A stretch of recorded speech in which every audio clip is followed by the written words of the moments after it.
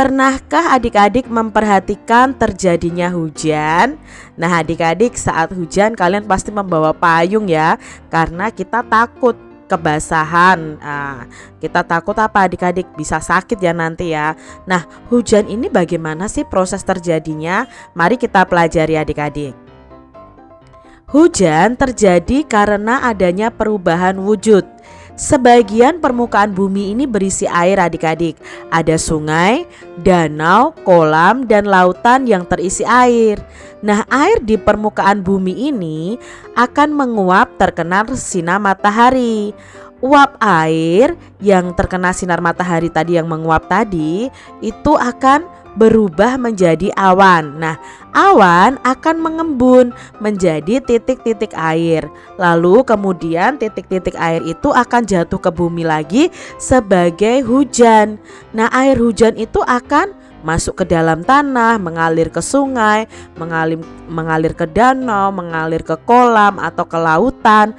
Nah, itu nanti terkena sinar matahari lagi, lalu menguap lagi. Nah, menguap itu prosesnya uap airnya akan berubah menjadi awan. Nah, awan itu akan bergerak lagi. Setelah itu akan mengembun menjadi titik-titik air dan jatuh ke bumi sebagai hujan lagi.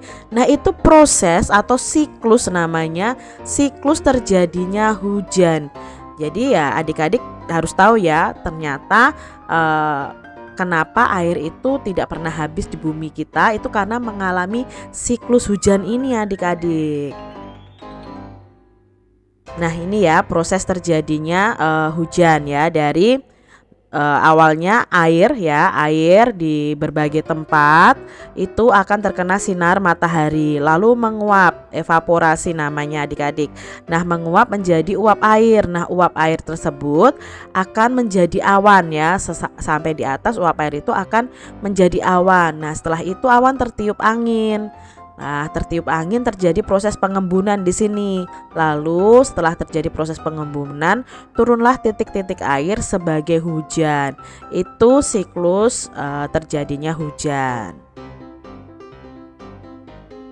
Perubahan wujud yang terjadi di sekitarmu itu merupakan perubahan alami. Perubahan yang terjadi di alam inilah yang patut kita syukuri adik-adik. Nah, dengan terjadinya hujan itu ada perubahan wujud benda, tapi kita tetap harus bersyukur karena perubahan wujud benda tersebut atau perubahan wujud dari air menjadi uap air, lalu uap air kristal menjadi awan, awan menjadi titik-titik air, lalu menjadi hujan lagi. Itu adalah proses alam dan patut kita syukuri. Nah, di sini Kak Cira sudah menentukan urutan dari proses terjadinya hujan ya. Urutan pertama ini nih. Urutan pertama adalah air di permukaan bumi menguap karena terkena sinar matahari. Lalu urutan yang kedua, uap air akan berubah menjadi awan. Setelah itu terjadi proses pengembunan di mana uap air akan berubah menjadi titik-titik air. Nah, itu di proses nomor 3. Di proses nomor 4, butiran-butiran air jatuh ke permukaan bumi sebagai hujan. Lalu yang kelima, air hujan yang jatuh ke bumi akan terkumpul kembali dan menguap lagi. Begitu seterusnya.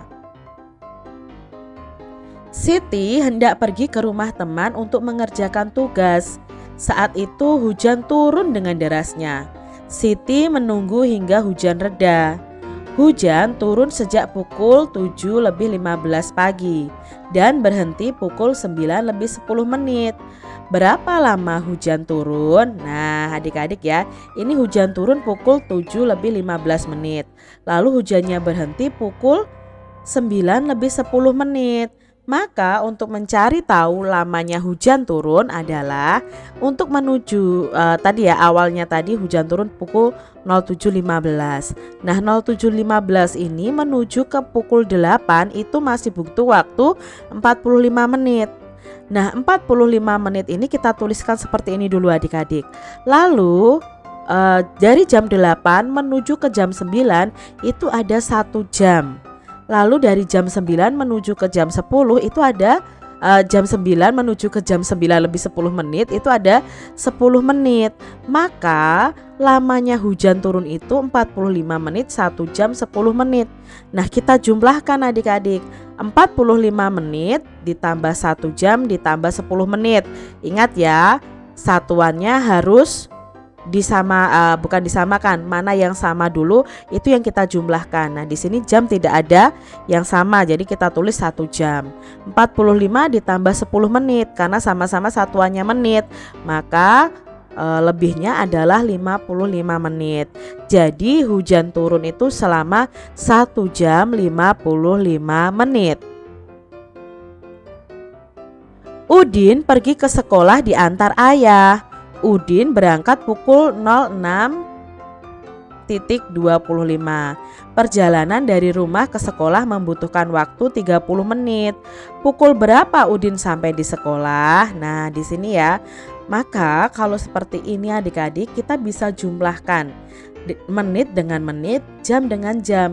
Nah, pukul 06.25 itu Udin berangkat ke sekolah. Lalu lamanya perjalanan itu 30 menit. Maka kita luruskan seperti ini adik-adik. Menit dengan menit kita jumlahkan. Maka 5 ditambah 0, 5, 2 ditambah 3, 5. Nah, di sini berarti tinggal kita turunkan. Nah, inilah pukul Udin ya, pukul 06.55 menit Udin sampai di sekolah.